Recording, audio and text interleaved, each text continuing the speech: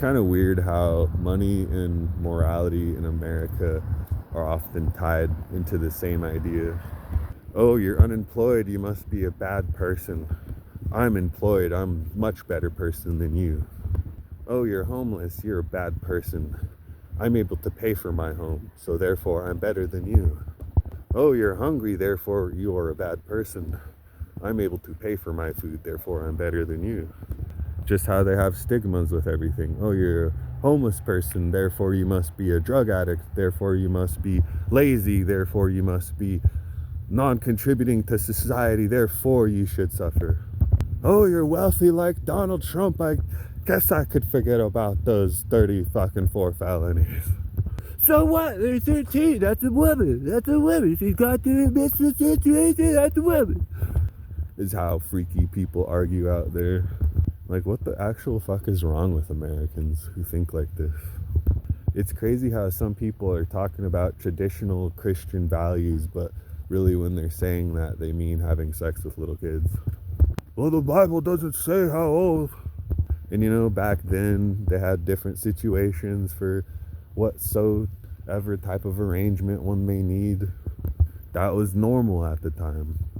It was also normal at one point in time for European royalty to keep it in the bloodline so that they don't have to give up that power. And because people practiced their lives in these ways, you had generations and generations of royalty over time end up dying off because they would become genetically deformed. This was normal at the time. Like, and in today's day and age, we would call you crazy if you're like the king and queen or uncle and niece. You say the baby's gonna be a little bit retarded? Well, he is the Prince of England after all. And a lot of these people who are descendants of these bloodlines, like Prince Williams and Prince Charles and Prince Harry, King Williams, I'm sorry, they're the descendants of inbreeding, because inbreeding didn't really stop, or this practice of marrying into your family didn't stop until very recently, you guys. You know, imagine living in the time of society where we're all just kind of collectively figuring out, oh, this is kind of weird. Just imagine how we celebrate the Jackson 5 and all the music that they brought to us. And they never talk about how these kids were being abused to perform well. It's not that Michael Jackson was just naturally talented. It was his trauma, and we're watching him live his trauma out every single day when he performs. People don't really acknowledge that it really fucks you up when you're expected to be perfect from the very time that you're a young boy, right? And he carried that energy into adulthood with him. And instead of disappointing his dad, he was worried about disappointing his fans. No, I could have danced a little better. No, I could have sang that note a little bit better. No, I could have done this better. I could have done that better. That mentality gets us so fucked up. Living in this world where all of us have to constantly be striving for perfection, but really all we get to be is meaty fucking ochre. And they get you to accept being mediocre because they say shit like, well, a job is a job. Better to be flipping burgers and struggling than it is to be broke and homeless. I think it's silly how so many people out there, they pretend to have everything figured out. And truth is, nobody knows what the fuck they're doing. Everybody's pretending like they know what's going on, and they're pretending like the answer to all of everybody's problems are to just go to work and make money. That's what I do, it works for me. And a lot of these types of people are deeply unhappy on the inside. They wake up every single day hating the reflection in their mirror, and they hate the fact that they have to go out into the real world and force themselves to smile, force themselves to laugh, force themselves to be outgoing. You know, it's wild that we're expected to live a life where we deny ourselves our own humanity. We say our humanity is not important. What's important is that we deny our humanity and go to work. People don't really understand that going to work is unnatural. Making money is unnatural. There's a certain order to everything in nature, and you know, that in and of itself goes against nature. That's why it feels so uncomfortable for us. A lot of people were not meant to be standing up for 8 straight hours, moving and moving. Everyone's supposed to help each other to get the fucking work done, right? So that we can get the work done faster. We get the work done faster, we go home earlier. Not this fucking bullshit where the work never ends. You never really make enough money. So you have to take out a loan or take on debt. And you have to consistently pay that shit back. You know how much it fucks me up anymore to think about how indigenous people may have once lived here in the Americas before all this fucked it up. You didn't need a whole fucking house. You could just have a teepee and set up your teepee and stay warm. You didn't have to have a fucking HVAC system and somebody to maintenance it.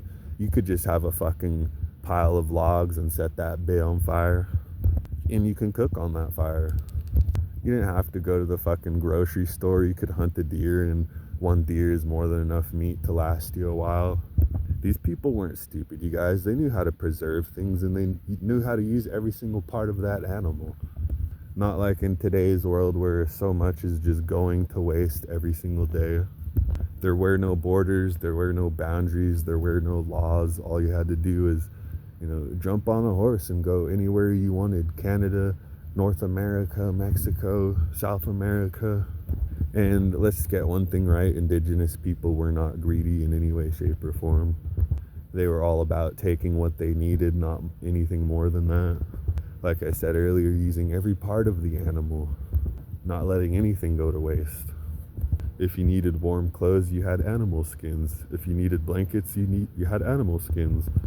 And I guarantee you an animal skin is superior to this polyester bullshit that we all wear in today's day and age.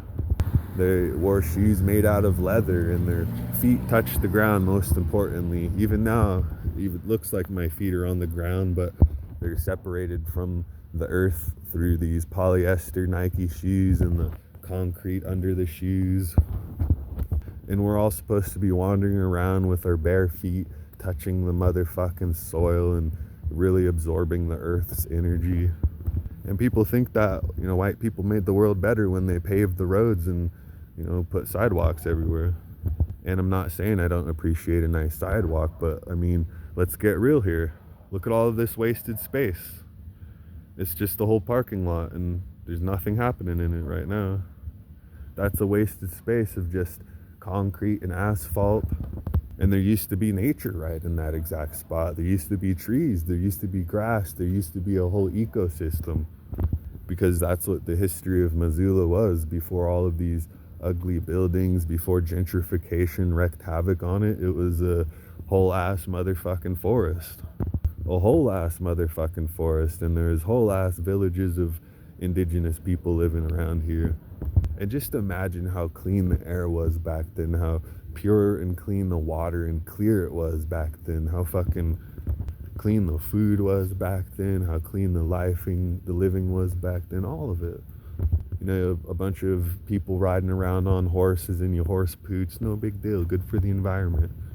Now we're rolling around in cars with combustion engines and it's putting out fucking exhaust. Terrible for the environment. We can get somewhere faster, but we pollute the environment like a motherfucker. Don't even get me started on private jets. Taylor Swift is so amazing. And every time that bitch starts up her private jet, just pouring gallons of carbon emissions into the environment. Thanks, Taylor. Fucking bitch. One thing that a lot of people talk about is how there used to be so many fruit trees back then. And then the government destroyed all of the fruit trees so that corporations could profit. A lot of Americans don't really understand just how fragile our ecosystems are, and how even the slightest change in an ecosystem can create a massive impact on what happens in that ecosystem. You take the trees out of an ecosystem, you lose something that's creating oxygen from carbon. You take all the fruit-bearing trees out of the ecosystem, people lose access to food sources. You take the animals out of the ecosystem and you cover that spot in concrete or asphalt. You completely destroy any self-sustainability that could have existed in that spot.